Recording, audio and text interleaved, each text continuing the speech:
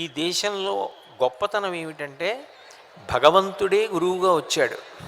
మీరు పరమశివుణ్ణి చూస్తే ఆయన దక్షిణామూర్తిగా వచ్చాడు.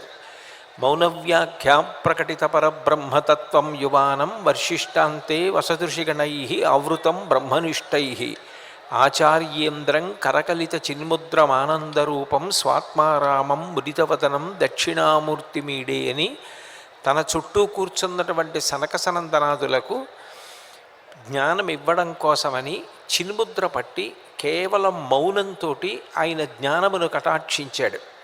అందుకని శంకరుడు దక్షిణామూర్తిగా గురుస్వరూపంగా వచ్చాడు. గురువుగా ఎక్కడ వచ్చినా అజ్ఞానపు చీకట్లు పోగొట్టేటటువంటి శాశ్వతమైన దీపంగా వెలుగుతూ ఉంటాడు. కేవలం మౌనంగా మాట్లాడినంత మాత్రం చేత, అంటే మౌన భాష చేత సనకసనందనాదులకు కలిగిన అనుమానములను నివృత్తి చెయ్యగలిగాడు. కానీ కలియుగంలో అలా అందరికీ చెయ్యడం సాధ్యం కాదు. కాబట్టి అదే దక్షిణామూర్తి, అదే పరమశివుడు త్యక్వా మౌనం వటవిటపినో మూలతో నిష్పతంతి శంభోర్మూర్తిశ్చరతి భువనే శంకరాచార్య రూప.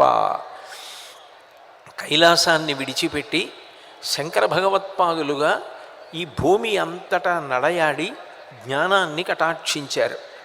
శంకరాచార్యుల వారు ప్రస్థానత్రయానికి, అంటే భగవద్గీత, ఉపనిషత్తులు, బ్రహ్మసూత్రములు, వీటికి భాష్యం ఇవ్వడమే కాకుండా అనేక ప్రకరణ గ్రంథాలు, వాటితో పాటుగా నిత్యం మనం చేసుకునేటటువంటి స్తోత్రాలు, సౌందర్యలహరి, శివానందలహరి, మనం చెయ్యవలసినటువంటి ప్రార్థన మనకి చేతకాదేమోనని షట్పదీ స్తోత్రం, ఇటువంటివన్నీ కూడా శంకరులు మనకి అందించారు.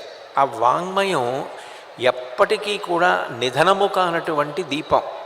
అటువంటి దీపాన్ని వెలిగించినటువంటి గురువు శంకర భగవత్పాదులు.